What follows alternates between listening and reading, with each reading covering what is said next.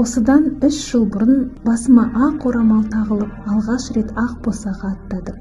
Шаңырақтың тұңғыш шөбере келіні атандым. Әр күнім әулетіміздің киесі, алтын қазынасы, үлкен әжелеріміздің ақ батасын алудан басталады. Таңертең шөбересін әжелерімізге тапсырып, бәріміз жұмысқа кетеміз.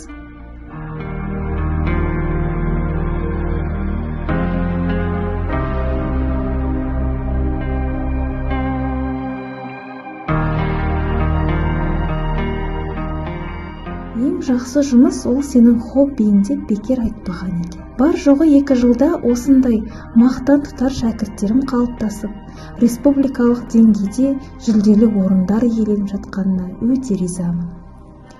Садақ ату өнерін жастар бойына тереңірек сіңірсем, қанмен келген қасиетті жаңғыртып, жігерін жанысам, әр жастың бойында дәстүрге құрмет пен өмірлік қайсарлықты қалыптастырсам деген асыл арманым бар.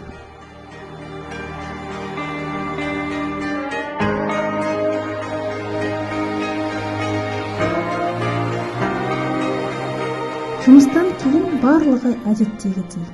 Түскі ас, түскі ұйқы үй шаруасы, сондай сәттерде менің бір жағыма шығысатын жанашыр жандарымның көп болғаны қандай керемет деп ойлап қоямын. Кешкісін бәріміз бір дастархан басында жиналамыз.